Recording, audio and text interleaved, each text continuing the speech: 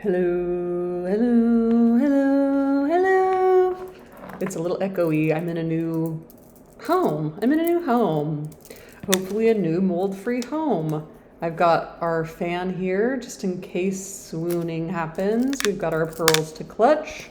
We're continuing on with Jane Eyre. Jane Eyre. On chapter 28. Okay, it's harder to take longer breaks and remember everything that has happened. Terrible. Terrible. They were going to get married. Somebody said, I do object to this wedding.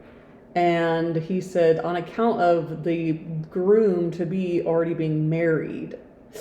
And so then they took Jane Eyre up to the upstairs where I thought Grace Poole was going to be like the mad one.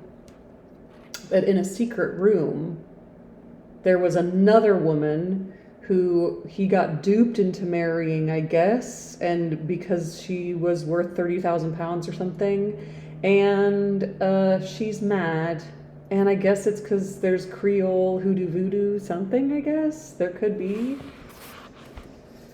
So, that, and then she was leaving, she was gonna leave. Right, she was gonna leave. She snuck out in the middle of the morning and she was walking, and then she had to rest under the hedge, and then somebody came to pick her up off the side of the road, basically, and he wanted 30 shillings and she only had 20. Okay. And then it finished, our last chapter finished, just to remind me, gentle reader. Isn't that how they start Bridgerton? Dearest gentle reader, Julie Andrews. I need to watch Victoria because I've never seen it, and I'm a Julie Andrews fan, even though Richard Harris said she was the worst actress of all time, which is not terrible, because I like him too. Gentle reader, may you never feel what I then felt. May your eyes never shed such stormy, scalding, heart-wrung tears as poured from mine. May you never appeal to heaven in prayers so hopeless and so agonized as in that hour left my lips. For never may you, like me, dread to be the instrument of evil to what you wholly love. She still does love him despite all of this. But she had a little voice in her head that said, you've got to get out. Girl, you got to get out, and you got to get out now. And she is listening to that voice, and that is very smart and hard to do. Chapter 28. Okay, 2 days are past. It is a summer evening. The coachman has set me down at a place called Whitcross. He could take me no farther from the sum I had given, and I was not possessed of another shilling in the world. Recap. The coach is a mile off by this time. I am alone. At this moment I discovered that I forgot to take my parcel out of the pocket of the coach where I had placed it for safety. There it remains. There it must remain, and now I am absolutely destitute. Great. Whitcross is no town, nor even a hamlet. It is but a stone pillar set up where 4 boards meet, whitewashed, I suppose, to be more obvious at a distance and in darkness. Are you guys excited about the new movie with Paul Mescal called Hamnet? Speaking of Hamlet and Hamnet, I am so excited about that movie. Can't wait to watch it. Hamlet, maybe you want to say that. Where's that word? Forearms spring from its summit. The nearest town to which these point is, according to the inscription, distant 10 miles, the farthest above 20. From the well-known names of these towns, I learn in what country I have lighted, North Midlandshire. Oh, she's in the Shire. She's gonna go meet the hobbits in the Shire. This directly ties into Bilbo Baggins and the Hobbit and the situation with the dragon. That's funny. I love a mashup. I love song mashups and I love story mashups, and that would be fun. She found the Shire, she found the hobbits, and then Bilbo Baggins went off, and then she became an elf. And then she became an elf. And then she married Aragorn. Aragon. Who's Aragorn? I don't know why that always messes me up. Focus. Forms of inscription to tell my forest from the well-known names of the North Midland Shire, dusk with moorland, rigid with mountain. This I see, the misty mountains. Ooh. There are great moors behind and on each hand of me. There are waves of mountains far beyond the deep valley at my feet. The population here must be thin, and I see no passengers on these roads. They stretch out east, west, north, and south, white, broad, lonely.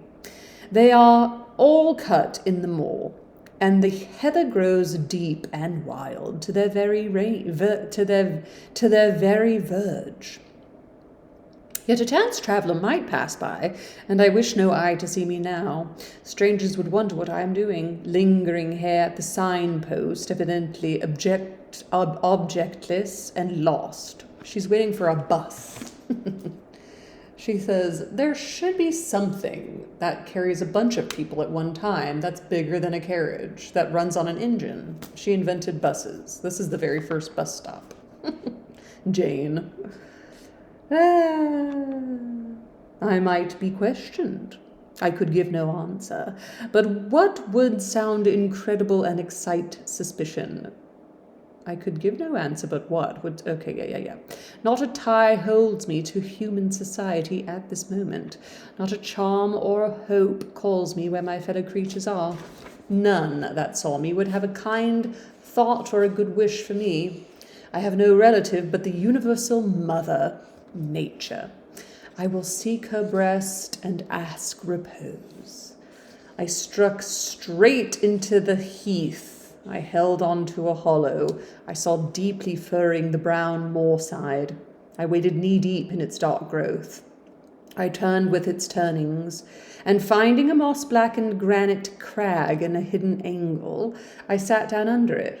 High banks of moor were about me. The crag protected my head. The sky was over that. Some time passed before I felt tranquil even here. I had a vague dread that wild cattle might be near, or that some sportsman or poacher might discover me. If a gust of wind swept the waste, I looked up, fearing it was the rush of a bull. If a plover whistled, I imagined it a man. Finding my apprehensions unfounded, however, and calmed by the deep silence that reigned as evening declined at nightfall, I took confidence. As yet I had not thought, I had only listened, watched, dreaded. Now I regained the faculty of reflection. What was I to do? Where to go?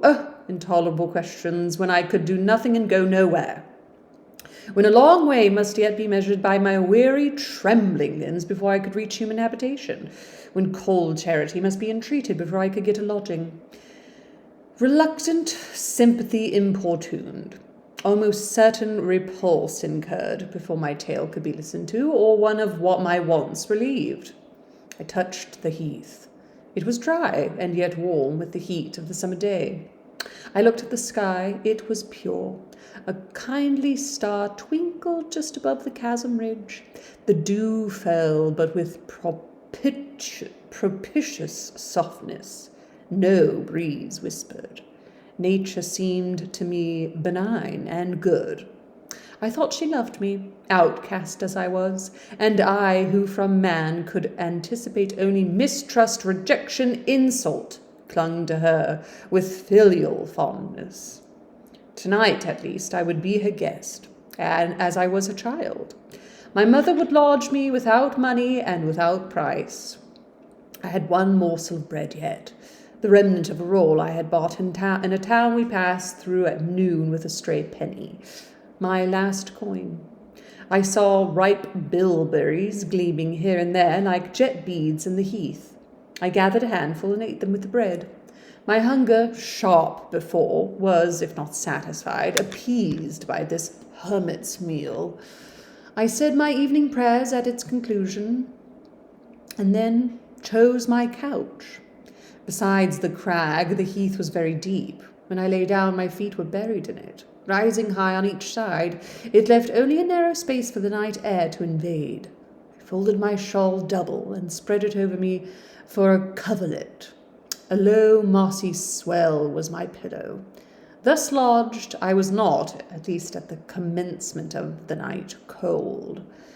My rest might have been blissful enough, only a sad heart broke it. It plained of its gaping wounds, in its inward bleeding, its riven cords. It trembled for Mr. Rochester and his doom. It bemoaned him with bitter pity. It remained him with It demanded I don't know where I got that. It demanded him with ceaseless longing, and impotent as a bird with both wings broken, it still quivered its shattered pinions in vain attempts to seek him. Worn out with this torture of thought, I rose to my knees. Night was come, and her planets were risen. A safe, still night, too serene for the companionship of fear. We know that God is everywhere, but certainly we feel his presence most when his works are on the grandest scale spread before us. And it is the unclouded night sky where his worlds wheel their silent course that we read clearest his infinitude, his omnipotence, his omnipresence. I had risen to my knees to pray for Mr. Rochester. Looking up, I, with tear-dimmed eyes, saw the mighty Milky Way. Remembering what it was, what countless systems there swept space like a soft trace of light, I felt the might and strength of God. Sure was I of his efficiency to save what he had made. Convinced I grew that neither earth should perish nor one of the souls it treasured. I turned my prayer to thanksgiving. The source of life was also the saviour of spirits. Mr. Rochester was safe. He was God's, and by God would he be guarded. I again nestled to the breast of the hill, and ere long in sleep forgot sorrow. But next day, want came to me, pale and bare, long after the little birds had left their nests, long after the bees had come in the sweet prime of day to gather the heath honey before the dew was dried, when the long morning shadows were curtailed, and the sun filled earth and sky. I got up and looked around me. What a still, hot, perfect day! What a golden desert, this spreading moor, where everywhere sunshine. I wish I could live in it and on it. I saw a lizard run over the crag. I saw a bee busy among the sweet bilberries. I would fain at the moment have become bee or lizard, that I might have found fitting nutriment, permanent shelter here. But I was a human being, and had a human being's wants. I must not linger where there was nothing to supply them. I rose. I looked back at the bed I had left. Hopeless of the future, I wished but this, that my Maker had that night thought good to require my soul of me while I slept, and that this weary frame, absolved by death from further conflict with fate, had now but to decay quietly and mingle in peace with the soil of this wilderness. Life, however, was yet in my possession, with all its requirements and pains and responsibilities. The burden must be carried, the want provided for, the suffering endured, the responsibility fulfilled. I set out. Whitcross regained, I followed a road which led from the sun, now fervent and high. By no other circumstance had I will to decide my choice. I walked a long time, and when I thought I had nearly done enough, and might conscientiously yield to the fatigue that almost overpowered me, might relax this forced action, and sitting down on a stone I saw near, submit resistlessly to the apathy that clogged heart and limb, I heard a bell chime, a church bell. I turned in the direction of the sound, and there, amongst the romantic hills, whose changes and aspect I had ceased to note an hour ago, I saw a hamlet and a spire. All the valley at my right hand was full of pasture fields and cornfields and wood, and a glittering stream ran zigzag through the varied shades of green, the mellowing grain, the sombre woodland, the clear and sunny lea. Recalled by the rumbling of wheels to the road before me, I saw a heavily laden wagon labouring up the hill, and not far beyond were 2 cows and their drover. Human life and human labour were near. I must struggle on, strive to live, and bend to toil like the rest. About 2:00 p.m. I entered the village. At the bottom of its one street there was a little shop with some cakes of bread in the window. I coveted a cake of bread. With that refreshment I could perhaps regain a degree of energy. Without it, it would be difficult to proceed. The wish to have some strength and some vigour returned to me as soon as I was amongst my fellow beings. I felt it would be degrading to faint with hunger in the causeway of a hamlet. Had I nothing about me I could offer in exchange for one of these rolls? I considered. I had a small silk handkerchief tied round my throat. I had my gloves. I could hardly tell how men and women in extremities of destitution proceeded. I did not know whether either of these articles would be accepted. Probably they would not, but I must try. I entered the shop. A woman was there. Seeing a respectably dressed person, a lady as she supposed, she came forward with civility. How could she serve me? I was seized with shame. My tongue would not utter the request I had prepared. I dared not offer her half-worn gloves, the creased handkerchief. Besides, I felt it would be absurd. I only begged permission to sit down a moment, as I was tired. Disappointed in the expectation of a customer, she coolly acceded to my request. She pointed to a seat. I sank into it.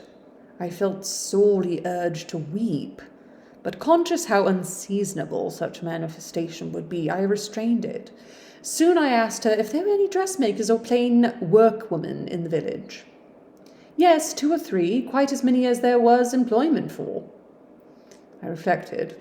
I was driven to the point now. I was brought face to face with necessity. I stood in the position of one without a resource, without a friend, without a coin. I must do something. What? I must apply somewhere. Where? Did she know of any place in the neighbourhood where a servant was wanted? Nay, she couldn't say. What was the chief trade in this place? What did most of the people do? Some were farm labourers. A good deal worked at Mr. Oliver's needle factory and at the foundry. Did Mr. Oliver employ women? Nay, it's men's work. And what do the women do? I knownt, was the answer. KNAWN''T. I know not. I knownt. Some does one thing and some does another. Poor folk mun get on as they can. She seemed to be tired of my questions, and indeed, what a claim had I to importune her? A neighbour or two came in. My chair was evidently wanted. I took leave. I passed up the street, looking as I went at all the houses to the right hand and to the left, but I could discover no pretext, nor see any inducement to enter any. I rambled round the hamlet, going sometimes to a little distance and returning again for an hour or more. Much exhausted and suffering greatly now for want of food, I turned aside into a lane and sat down under the hedge. Ere many minutes had elapsed, I was again on my feet, However, and again searching something, a resource, or at least an informant. A pretty little house stood at the top of the lane, with a garden before it, exquisitely neat and brilliantly blooming. I stopped at it. What business had I to approach the little white door or touch the glittering knocker? In what way could it possibly be interest of the inhabitants of that dwelling to serve me? Yet I drew near and knocked. A mild-looking, cleanly attired young woman opened the door. In such a voice as might be expected from a hopeless heart and a fainting frame, a voice wretchedly low and faltering, I asked if a servant was wanted here. "No," said she, "we do not keep a servant." "Can you tell me where I could get employment of any kind?" I continued. "I am a stranger without acquaintance in this place. I want some work, no matter what." But it was not her business to think for me, or to seek a place for me. Besides, in her eyes, how doubtful must have appeared my character, position, and tale. She shook her head. She was sorry she could not give me more information. And the white door closed, quite gently and civilly, but it shut me out. If she had held it open a little longer, I believe I should have begged a piece of bread, for I was now brought low. I could not bear to return to the sordid village, where, besides, no prospect of aid was visible. I should have longer rather to deviate to a wood I saw not far off, which appeared in its thick shade to offer inviting shelter. But I was so sick, so weak, so gnawed with nature's cravings. Instinct kept me roaming round abodes where there was a chance of food. Solitude would be no solitude. Rest, no rest, while the vulture, hunger, thus sank beak and talons in my side.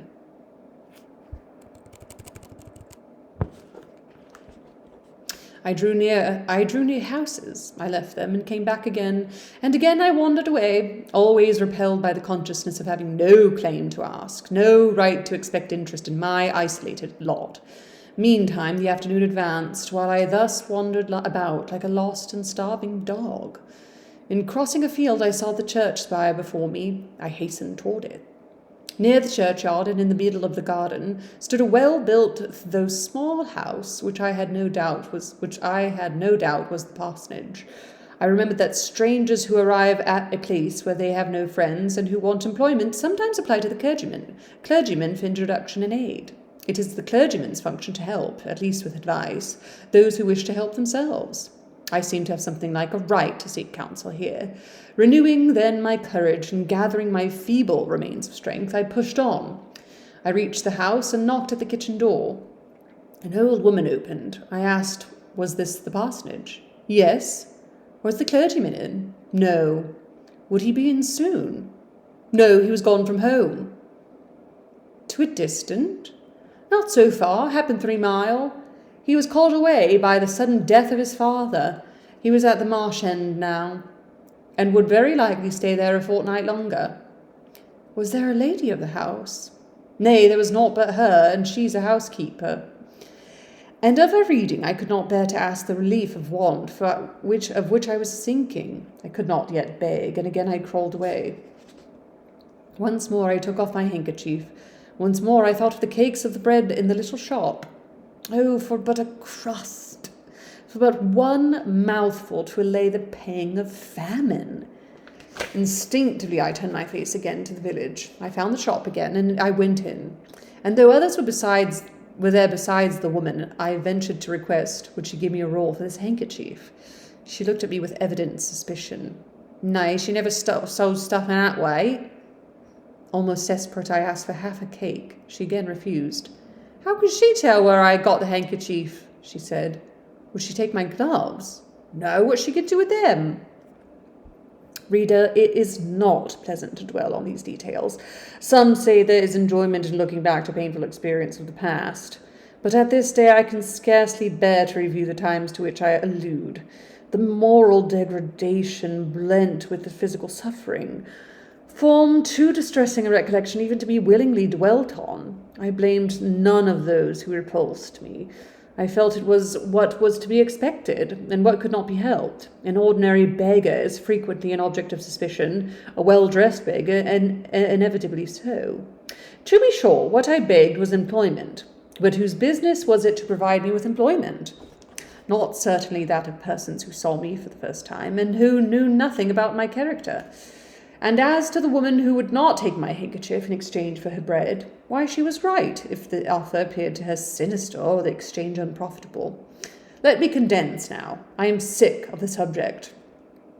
A little before dark, I passed a farmhouse, at the open door of which the farmer was sitting, eating a supper of bread and cheese. I stopped and said, "Will you give me a piece of bread, for I am very hungry?" He cast on me a glance of surprise. Without answering, he cut a thick slice from his loaf and gave it to me. I imagine he did not think I was a beggar, but only an eccentric sort of lady, who had taken a fancy of his brown loaf. As soon as I was out of sight of his house, I sat down and ate it. I could not hope to get a lodging under a roof, and sought it in the wood I have before alluded to. But my night was wretched, my rest broken. The ground was damp, the air cold. Besides, intruders passed near me more than once, and I had again and again to change my quarters. No sense of safety or tranquillity befriended me. Towards morning it rained. The whole of the following day was wet. Do not ask me, reader, to give a minute account for that day. As before I sought work, as before I was repulsed, as before I starved, but once did food pass my lips. At the door of a cottage I saw a little girl about to throw a mess of cold porridge into a pig throw. "Will you give me that?" I asked. She stared at me. "Mother," she exclaimed, "there is a woman wants me to give her this porridge." "Well, lass," replied a voice within, "give it to her if she's a beggar. The pig doesn't want it." The girl emptied the stiffened mould into my hand, and I devoured it ravenously. As the wet twilight deepened, I stopped in a solitary bridle path, which I had been perusing an hour or more. "My strength is quite failing me," I said in a soliloquy. "I feel I cannot go much farther. Shall I be an outcast again this night, while the rain descends so? Must I lay my head on the cold-drenched ground? I fear I cannot do otherwise, for who will receive me? But it will be very dreadful with this feeling of hunger, faintness, chill, and the sense of desolation, this total prostration of hope. In all likelihood, though, I should die before morning, and why cannot I reconcile myself to the prospect of death? Why do I struggle to retain a valueless life? Because I know, or believe, Mr. Rochester's living, and then to die of want and cold is a fate to which nature cannot submit passively. Oh, Providence, sustain me a little longer. Aid, direct me. My glazed eye wandered over the dim and misty landscape. I saw I had strayed far from the village. It was quite out of sight. The very cultivation surrounding it had disappeared. I had, by crossways and bypaths, once more drawn near the tract of moorland, and now only a few fields, almost as wild and unproductive as the heath from which they were scarcely reclaimed, lay between me and the dusky hill. Well, I would rather die yonder than in a street or on a frequented road, I reflected. Far better than that crows and ravens, if any ravens there be in these regions, should pick my flesh from my bones, than that they should be prisoned in a workhouse coffin and moulder in a pauper's grave. Ravens and crows. To the hill then I turned. I reached it. I remained now only, if not secure, I remained now only to find a hollow where I could lie down and feel at least hidden, if not secure. But all the surface of the waste looked level. It showed no variation but of tint. Green, where rush and moss overgrew the marshes. Black, where the dry soil bore only heath. Dark as it was getting, I could still see these changes, though but as mere alterations of light and shade, for colour had faded with the daylight. My eyes still roved over the sullen swell and along the moor edge, vanishing amidst the wildest scenery, when at one dim point, far in among the marshes and the ridges, a light sprang up. "That is an ignis fatuus," was my first thought. I forgot what that meant. I feel like we've seen that before and I forgot what it meant.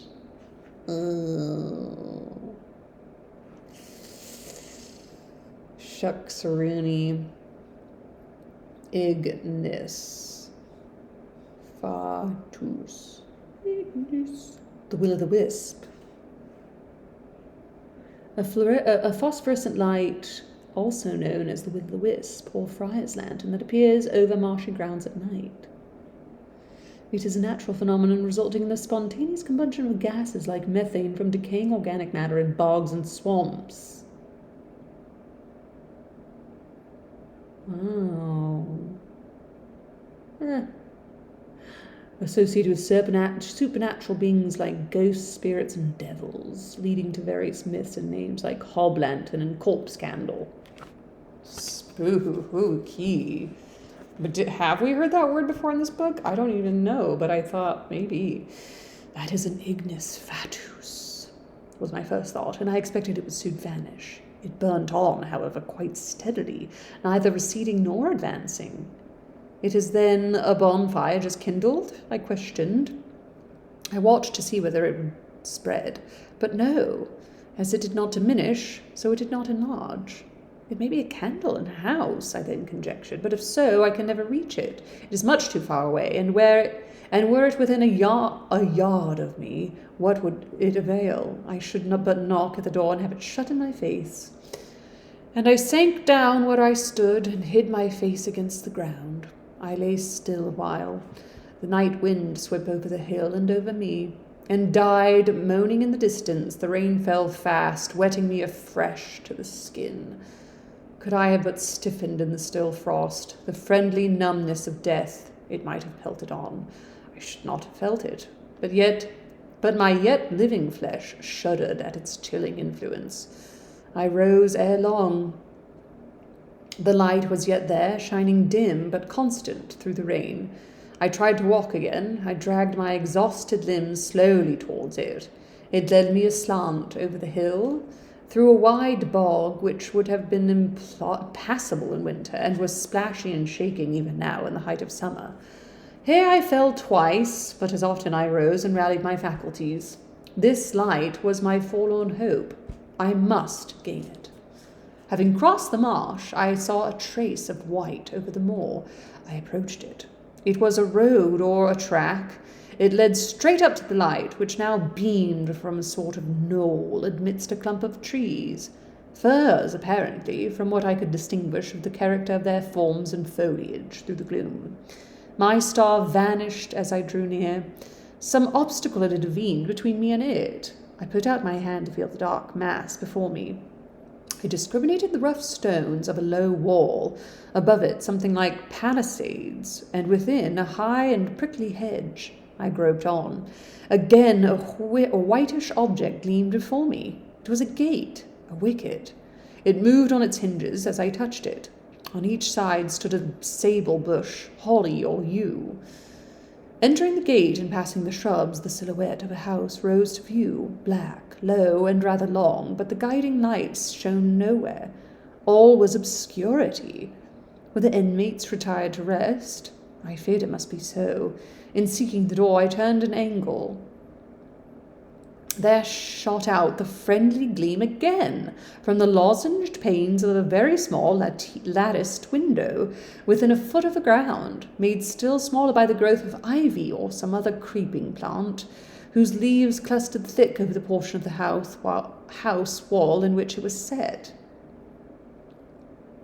The aperture was so screened and narrow that curtain or shutter had been deemed unnecessary, and when I stopped down and put aside the spray of foliage shooting over it, I could see all within.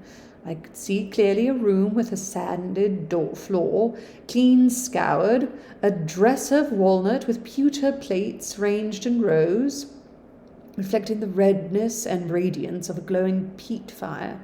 I could see a clock, a white deal table, some chairs, the candle whose ray had been my beacon burnt on the table, and by its light an elderly woman, somewhat rough-looking but scrupulously clean, like all about her, was knitting a stocking.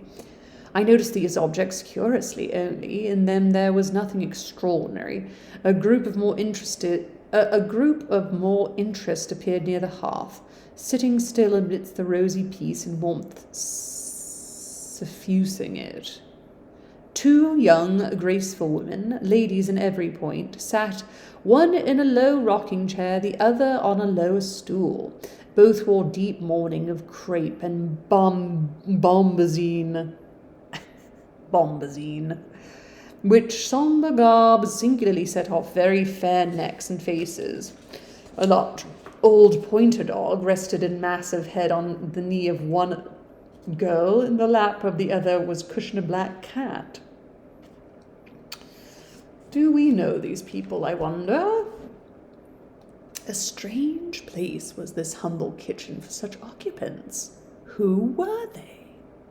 They could not be the daughters of the elderly person at the table, for she looked like a rustic, and they were all delicacy and cultivation. I had nowhere seen such faces as theirs, and yet as I gazed on them, I seemed intimate with every lineament. I cannot call them handsome. They were too pale and grave for the world. As they each bent over a book, they looked thoughtful, almost to severity. A stand between them supported a second candle and 2 great volumes to which they frequently referred, comparing them seemingly with the smaller books they held in their hands, like people consulting a dictionary to aid them in the task of translation. Same. This scene was as silent as if all the figures had been shadows, and the firelit apartment a picture. So hushed was it, I could hear the cinders fall from the grate, the clock tick in its obscure corner, and I even fancied I could distinguish the click of the women's knitting needles.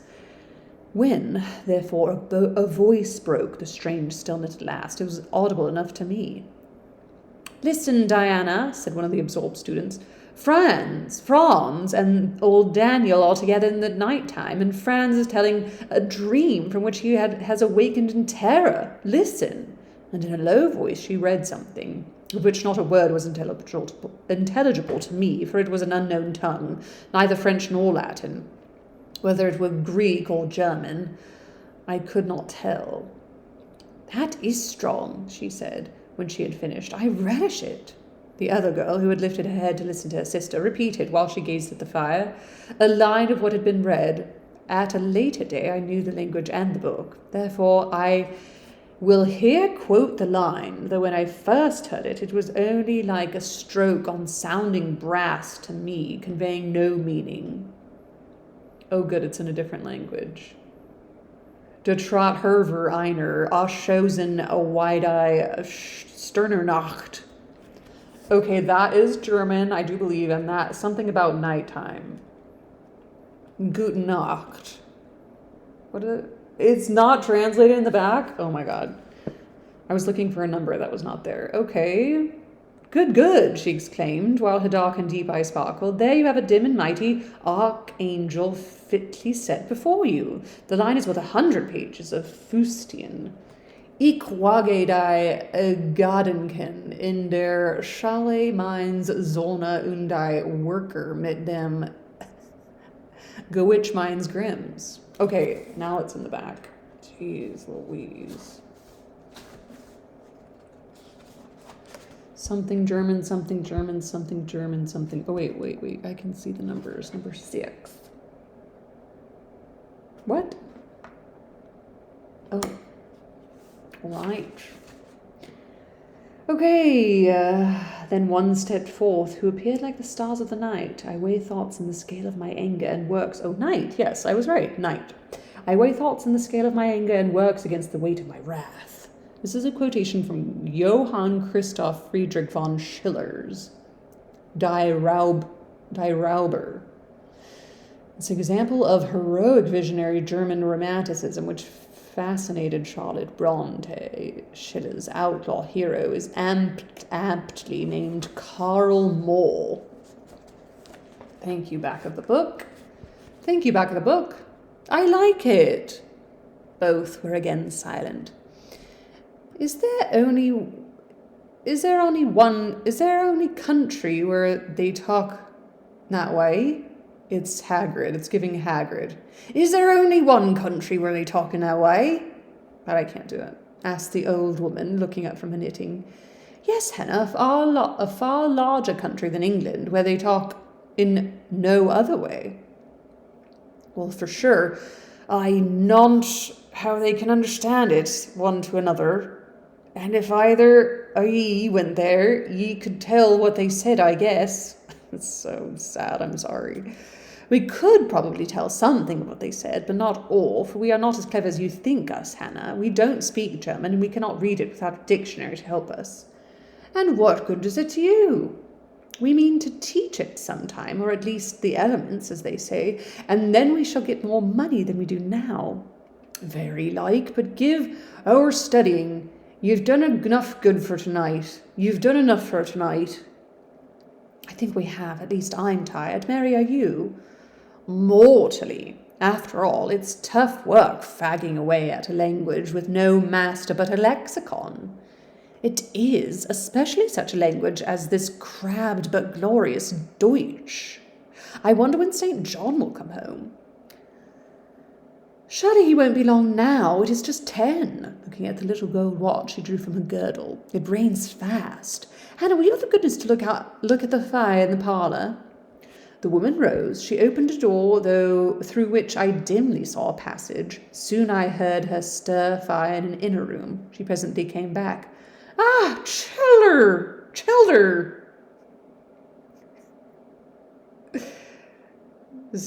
She said Childer, but I think it means children. It's in the back. I'll go look. Hi, back. It's me again.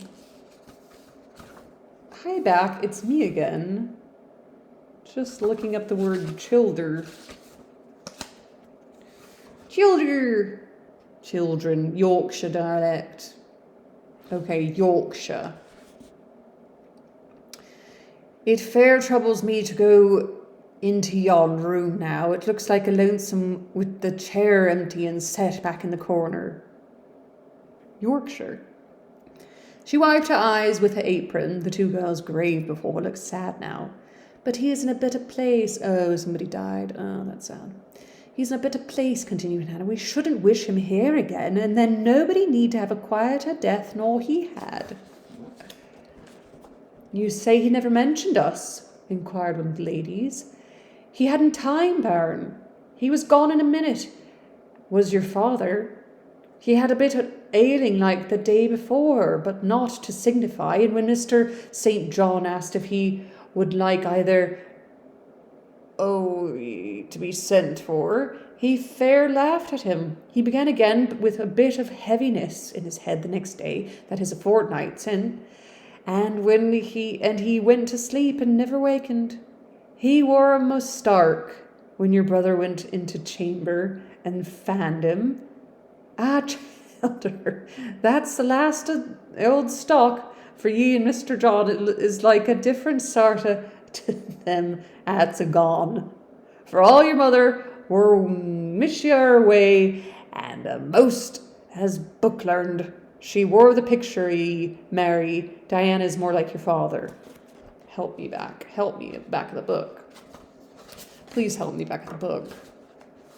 She wishes you're more like your father, I think. Stark means dead. Okay, that's it. Just Stark means dead.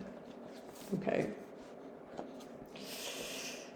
I thought them so similar I could not tell where the old servant, for such I now concluded her to be, saw the difference. Both were fair-complexioned and slenderly made. Both possessed faces full of distinction and intelligence. One, to be sure, had hair a shade darker than the other, and there was a difference in their style of wearing it. Mary's pale brown locks were parted and braided smooth. Diana's duskier tresses covered her neck with thick curls. The clock struck 10. "You'll want supper, I am sure," observed Hannah, "and so will Mr. St. John when he comes in." I love Mr. St. John, that's so funny. And she proceeded to prepare the meal. The ladies rose. They seemed about to withdraw to the parlour. Till this moment I had been so intent on watching them. Their appearance and conversation had excited me in me so keen an interest, I had half forgotten my own wretched position. Now it recurred to me. More desolate, more desperate than ever, it seemed from contrast. And how impossible did it appear to touch the inmates of this house with concern on my behalf, to make them believe in the truth of my wants and woes, to induce them to vouchsafe a rest for my wanderings. As I groped out the door and knocked at it hesitatingly, I felt that last idea to be a mere chimera. Hannah opened. "What do you want?" she inquired in a voice of surprise as she surveyed me by the light of the candle she held. "May I speak with your mistresses?" I said. "You'd better tell me what you have to say to them. Where did you come from?" "Yorkshire." "I'm a stranger. What is your business here at this hour?" "I want a night's shelter in an outhouse or anywhere, and a morsel of bread to eat." Distrust, the very feeling I dreaded, appeared in Hannah's face. "I'll give you a piece of bread," she said after a pause. "But we can't take in a vagrant to lodge. It isn't likely." "Do let me speak to your mistress." "No, not I. What can they do for you? You should not be roving about now. It looks very ill." "But where shall I go if you drive me away? What shall I do?" "Oh, I'll warrant you know where to go and what to do. Mind you don't do wrong, that's all. Here's a penny, now go." "A penny cannot feed me, and I have no strength to go farther. Don't shut the door, or don't, for God's sake." "I must, the rain is driving in." "Tell the young ladies, let me see them." "Tell them you're a governess, and you know other languages, and Latin might help German because it's a Romantic language." I don't know. That's not right. "Oh, the rain is coming. Tell the young ladies, indeed I will not. You are not what you ought to be. You wouldn't make such a noise. Move off." "But I must die if I am turned away." "Not you. I feared you have some ill plans agate that bring you about folks' house at this time of night. If you've any followers, housebreakers or such like, anywhere near, you may tell them we are not by ourselves in this house. We have a gentleman and dogs and guns." Here the honest but inflexible servant capped the door and bolted it within. This was the climax. A pang of exquisite suffering, a throe of true despair, rent and heaved my heart. Worn out indeed I was. Not another step could I stir. I sank on the wet doorstep. I groaned. I wrung my hands. I wept in utter anguish. Oh, this spectre of death! Oh, this last hour, approaching in such horrors! Alas, this isolation, this banishment from my kind! Not only the anchor of hope, but the footing of fortitude was gone, at least for a moment, but the last I soon endeavoured to regain. "I can but die," I said, and I believed in God. Let me try to wait his will in silence. These words I not only thought, but uttered, and thrusting back all my misery into my heart, I made an effort to compel it to remain there, dumb and still. "All men must die," said a voice quite close at hand, "but all are not condemned to meet a lingering and premature doom such as yours would be if you perished here of want." "Who or what speaks?" I asked, terrified at the unexpected sound and incapable now of deriving from any occurrence a hope of aid. A form was near, but form, the pitch-dark night, and my ineffable vision prevented me from distinguishing. With a loud, long knock, the newcomer appealed to the door. "Is it you, Mr. Sir John?" "Mr. St. John. That's so weird," cried Hannah. Yes, open quickly." "Well, how wet and cold you must be with such a wild night as it is. Come in, your sisters are quite uneasy about you, and I believe there are bad folks about. There was a beggar woman, I declare she's not gone yet. Lay down there. Get up, for shame. Move off, I say." "Hush, Hannah. I have a word to say to the woman. You have done your duty in excluding. Now let me do mine in admitting her. I was near and listened to both you and her. I think this is a peculiar case. I must at least examine it. Young woman, rise and pass before me into the house." With difficulty I obeyed him. Presently I stood within that clean, bright kitchen on the very hearth, trembling, sickening, conscious of an aspect in that last degree ghastly, wild, and weather-beaten. The two ladies, their brother, Mr. St. John, the old servant, were all gazing at me. "St. John, who is it?" I heard one ask. "I cannot tell. I found her at the door," was the reply. "She does look white," said Hannah. "As white as clay or death," was responded. "She will fall. Let us sit." And indeed my head swam. I dropped, but a chair received me. I still possessed my senses, though just now I could not speak. Perhaps a little water would restore her. Hannah, fetch some. But she is worn to nothing. How very thin and how very bloodless. A mere spectre. Is she ill or only famished? Famished, I think. Hannah, is that milk? Give it to me and a piece of bread. Diana, I knew her by the long curls which I saw drooping between me and the fire as she bent over me, broke some bread, dipped it in milk, and put it to my lips. Her face was near mine. I saw there was pity in it. I felt sympathy in her hurried breathing. In her simple words, too, the same balm-like motion spoke. Try to eat. Yes, try, repeated Mary gently, and Mary's hands removed my sodden bonnet and lifted my head. I tasted what they offered me, feebly at first, eagerly soon. Not too much at first. Restrain her, said the brother. She has had enough. And he withdrew the cup of milk and plate of bread. Little more, St. John. Look at the avidity in her eyes. No more at the present, sister. Try if she can speak now. Ask her name. I felt I could speak, and I answered, My name is Jane Elliot. Anxious as ever to avoid discovery, I had before resolved to assume an alias. And where do you live? Where are your friends? I was silent. Can we send for anyone you know? I shook my head. What account can you give for yourself? Somehow, now that I had once crossed the threshold of this house and once was brought face to face with its owners, I felt no longer outcast, vagrant, and disowned by the wide world. I dared to put off the mendicant. Put off the mendicant. Cast off the role of itinerant beggar. Okay. To resume my natural manner and character, I began once more to know myself, and when Mr. St. John demanded an account, which at present I was far too weak to render, I said, after a brief pause, Sir, I can give you no details tonight. But what then, he said, do you expect me to do for you? Nothing, I replied. My strength sufficed but for short answers. Diana took the word. Do you mean, she asked, that we have now given you what aid you require, and that we may dismiss you to the moor on the rainy night? I looked at her. She had, I thought, a remarkable countenance, instinct both with power and goodness. I took sudden courage. Answering her compassionate gaze with a smile, I said, I will trust you. If I were a masterless and stray dog, I know that you would not turn me from your hearth tonight. As it is, I really have no fear. Do with me and for me as you like, but excuse me from much discourse. My breath is short. I feel a spasm when I speak. All three surveyed me, and all three were silent. Hannah, said Mr. St. John at last, let her sit there at present and ask her no questions. In 10 minutes more, give her the remainder of that milk and bread. Mary and Diana, let us go into the parlour and talk the matter over. They withdrew. Very soon one of the ladies returned. I could not tell which. A kind of pleasant stupor was stealing over me as I sat by the genial fire. And in an undertone she gave some directions to Hannah.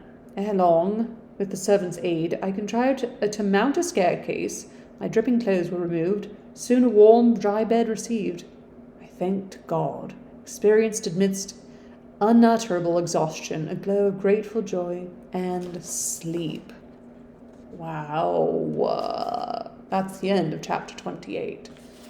This book is not at all what I expected. I had no idea. And where are we going and what's going to happen? I mean, obviously I don't know, and so it's just so exciting. Okay, join me next time, whenever that may be, for chapter 29. Take care, you all. Ta-ta for now, and happy reading.